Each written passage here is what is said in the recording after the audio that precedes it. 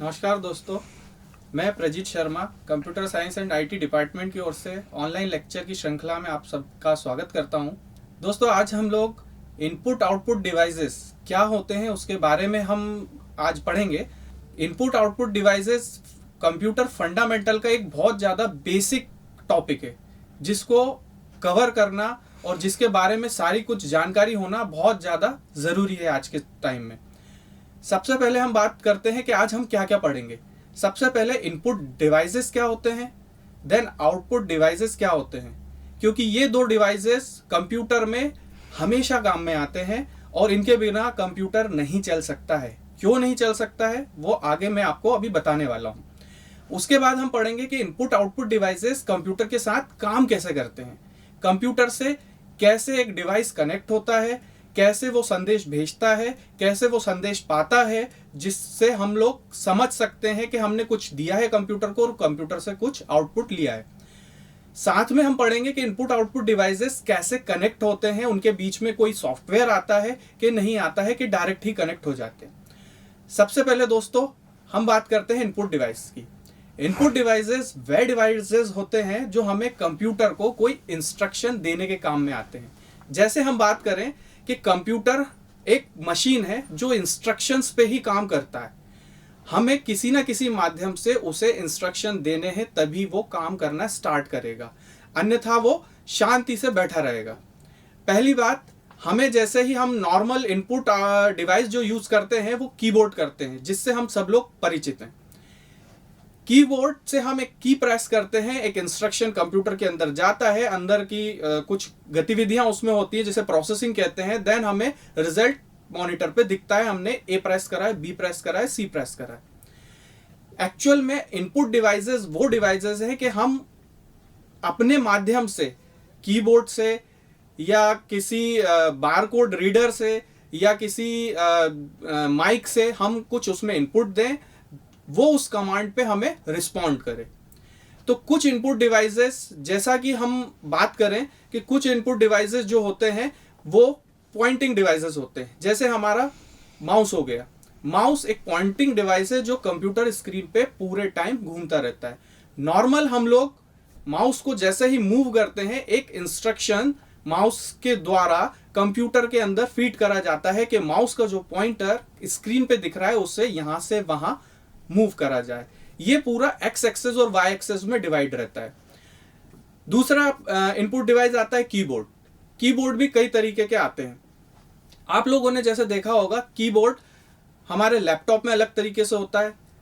हम डेस्कटॉप पे जो एक्सटर्नल कीबोर्ड यूज करते हैं वो अलग होता है, जिसमें नंबर पैड होता है। कई लैपटॉप्स के अंदर नंबर पैड नहीं होता है। कीबोर्ड से हम एंटर करते हैं, जो कुछ भी हमने कीबोर्ड पे लिखा वो हमारे सिस्टम के अंदर एक इंस्ट्रक्शन के फॉर्म में जाता है। जिस भी सॉफ्टवेयर का हम यूज कर रहे हैं उस सॉफ्टवेयर पे वो दिख जाता है। उसके बाद हमारा आता है माइक्रोफोन। हम आज के टाइम में, आप लोग लेटेस्ट टेक्नोलॉजी देख रहे होंगे, हम वॉइस कमांड से भी कंप्यूटर को ऑपरेट कर सकते हैं। वॉइस कमांड के लिए हमें माइक्रोफोन की आवश्यकता पड़ती है। जैसे ही हम माइक के द्वारा कुछ बोलते हैं तो वो इंस्ट्रक्शन के रूप में कंप्यूटर के अंदर एक सॉफ्टवेयर के थ्रू जाता है और सॉफ्टवेयर उसको कंप्यूटर की समझने वाली भाषा, जिसे बाइनरी भाषा बोलते हैं, उसमें कन्वर्ट करके सिस्टम के अंदर इंस्ट्रक्शन सीपीयू को देता है। जो भी हमने इंस्ट्रक्शन दिया हुआ है उस इंस्ट्रक्शन के द्वारा कंप्यूटर काम करता है और हमें रिजल्ट निकाल के देता है। दोस्तों, उसके बाद हम बात करते हैं स्कैनिंग डिवाइसेस की। स्कैनिंग डिवाइसेस भी कई तरीके के होते हैं, जिसमें से हम बात करें सबसे पहले स्कैनर। स्कैनर जो हमारा डिवाइस होता है उससे हम स्कैन करते हैं चीजों को, जैसे इमेज स्कैनिंग हो गई। दोस्तों, उसके बाद हमारा आता है बारकोड रीडर। आप लोगों ने कई बार शॉपिंग करी होगी, मॉल्स गए होंगे, मॉल्स में आपने देखा होगा एक लंबी लंबी सी लाइंस का टैग लगा रहता है हम हर प्रोडक्ट के साथ। हम बिलिंग कराने जब जाते हैं तो बिल जो करने वाला रहता है वो एक मशीन से एक लेजर छोड़ता है। जो हमारा बारकोड रीडर है, बारकोड रीडर उस बारकोड को पढ़ता है और उसके द्वारा उसकी सारी जानकारी उसके सॉफ्टवेयर में चली जाती है। तो ये होता है बारकोड रीडर। दोस्तों, फिर उसके बाद आता है वेबकैम, जो आज के टाइम में हम कई जगह यूज करते हैं। हमारे मोबाइल फोन में भी जो फ्रंट कैमरा होता है वो फ्रंट कैमरा वेबकैम की तरह हम काम कर सकते हैं आज के टाइम में सिस्टम से कनेक्ट करने के बाद भी। वेबकैम बहुत पहले प्रचलन में आया था, जब उस टाइम शुरू में वेब चैटिंग चालू हुई थी, उस टाइम लोगों की जानकारी में सबसे ज़्यादा आया था। उसके थ्रू हम बैठे हुए हमारे बाहरी व्यक्ति से जो दूर कहीं बैठा हुआ है ऑनलाइन बात कर सकते थे। वेबकैम के द्वारा हम उसे दिखते थे और माइक्रोफोन के द्वारा हम उसे कुछ बोल सकते थे और हेडफोन के द्वारा हम उसे सुन सकते थे। तो दोस्तों ये कुछ बेसिक इनपुट डिवाइसेस हैं जिनके द्वारा हम कंप्यूटर के अंदर इंस्ट्रक्शंस दे सकते हैं। आइए दोस्तों हम बात करते हैं अब आउटपुट डिवाइसेस पे। आउटपुट डिवाइसेस वे डिवाइसेस हैं जो इलेक्ट्रॉनिकली रिजल्ट जो हमारे सीपीयू ने जनरेट करा है उसे ह्यूमन मींस हमारे मनुष्य के रीडेबल फॉर्म में या समझने के फॉर्म में कन्वर्ट करते हैं। तो दोस्तों आउटपुट डिवाइसेस भी वैसे ही काम करते हैं जैसे इनपुट डिवाइस काम करते हैं। इनपुट डिवाइस इलेक्ट्रॉनिक सिग्नल में कन्वर्ट करते हैं, हमारे इंस्ट्रक्शंस को सीपीयू से प्रोसेस करता है। इसी तरीके से रिवर्स ऑर्डर में जो प्रोसेस होने के बाद रिजल्ट आता है उसे ह्यूमन रीडेबल फॉर्म में कन्वर्ट करके हमें देते हैं आउटपुट। आउटपुट डिवाइसेस बेसिकली हम आज के टाइम में जो हमारी दैनिक दिनचर्या में हम कई बार देखते हैं, सबसे पहला आउटपुट डिवाइस है मॉनिटर। मॉनिटर के द्वारा जो कुछ भी हमने सिस्टम के अंदर करा है, जो कुछ भी हमको रिजल्ट चाहिए, सबसे पहले आउटपुट डिवाइस मॉनिटर पे दिखाई देता है। बिना मॉनिटर दोस्तों हम कंप्यूटर आज की डेट में ऑपरेट इजीली नहीं कर सकते हैं, क्योंकि हमें हर एक चीज कंप्यूटर के अंदर की मॉनिटर पे डिस्प्ले पे दिख जाती है। एक एक चीज जब दिख जाती है तो हम इजीली उसको एक्सेस कर सकते हैं। आउटपुट डिवाइस सबसे पहला आपको मॉनिटर बताया। मॉनिटर भी कई तरीके के आते हैं, जैसे हम बात करें सीआरटी मॉनिटर जो पहले के टाइम में चलते थे, cathode ray monitor. CRT monitor में कैथोड रे ट्यूब रहती है, एक बड़ा सा मॉनिटर रहता है दोस्तों। जैसे पहले टीवी आते थे, जो बड़े वाले टीवी आते थे बाहर जिनका पोर्शन निकला रहता था, वो कैथोड रे मॉनिटर्स रहते हैं। उसके बाद दोस्तों आता है हमारा एलईडी। एलईडी जो हमारे आज के टाइम में चल रहे हैं, लाइट एमिटेड डायोड। उसके अंदर डायोड्स लगे रहते हैं जो डिस्प्ले हमारी पिक्चर को करते हैं, पिक्चर को बनाते हैं। एक और तरह का मॉनिटर आता है दोस्तों जिसको हम एलसीडी मॉनिटर कहते हैं, liquid crystal display. Liquid crystal display जो मॉनिटर है वो भी एक तरीके का लिक्विड, उसके अंदर प्लाज्मा भरा रहता है जो एक इमेज को हमें आउटपुट के तौर पे दिखाता है। उसके बाद दोस्तों हम बात करें कि सबसे ज्यादा मॉनिटर के बाद जो आउटपुट डिवाइस उपयोग में आता है वो आता है प्रिंटर।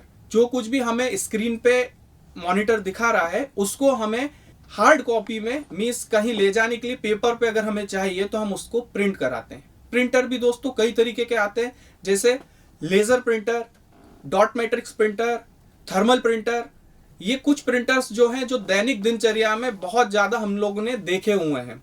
उसके बाद दोस्तों हम आज के युग में जी रहे हैं जहां कला संगीत बहुत ज्यादा इंपॉर्टेंट हो गया है हम लोगों के लिए। जैसे हमें कोई गाना सुनना है कंप्यूटर के अंदर तो गाना हमने प्ले कर दिया, एक सॉफ्टवेयर में गाना चल रहा है, लेकिन उस गाने का आउटपुट जैसे कैसे बाहर आएगा तो वो एक स्पीकर के द्वारा ही आ सकता है। दोस्तों स्पीकर और माइक्रोफोन में डिफरेंस है। माइक्रोफोन से हम बोल सकते हैं, इंस्ट्रक्शन अंदर जाएगा। जो स्पीकर है जो आउटपुट देता है वो माइक्रोफोन से अलग है, वो सिस्टम से बाहर निकाल के चीज हमें देता है। तो दोस्तों ये थोड़ा सा डिफरेंस होता है उसके अंदर। इसके बाद दोस्तों जो हमारा एक और इम्पोर्टेंट आउटपुट डिवाइस है जिसको हम प्रोजेक्टर बोलते हैं। आप लोगों ने कई जगह देखा होगा, एक बड़ी सी स्क्रीन लगी रहती है जिसके अंदर बड़ा बड़ा सा कंप्यूटर दिखता है।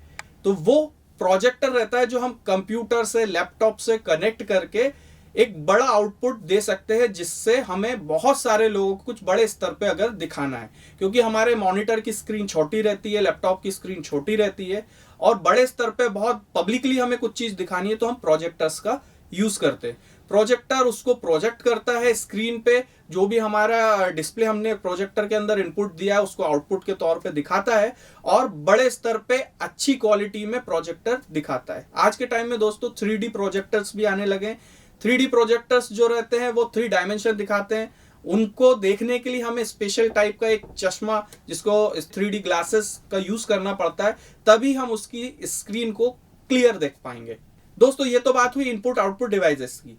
आगे हम बात करते हैं कि इनपुट आउटपुट डिवाइस कनेक्ट तो कर दिए हमने, सिस्टम से तो लगा दिए, लेकिन अंदर क्या कन्वर्जन्स होते हैं दोस्तों जैसा कि हम लोग जानते हैं कि कंप्यूटर एक बाइनरी लैंग्वेज को जानने वाला सिस्टम है, इलेक्ट्रॉनिक सिग्नल है। तो सबसे पहले हम बात करें कि बाइनरी भाषा ही क्यों। जो बाइनरी भाषा है वो 0 और 1 से बनी हुई है। 0 और 1 ही क्यों लिया, 1 2 3 4 क्यों नहीं लिया?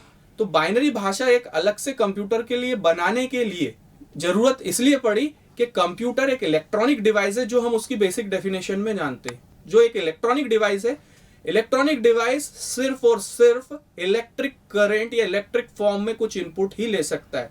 इलेक्ट्रॉनिक डिवाइस के अंदर इलेक्ट्रॉनिक करंट ही जाएगा। करंट है तो कुछ चीज है, नहीं है तो नहीं है। मींस करंट है तो 1, नहीं है तो 0।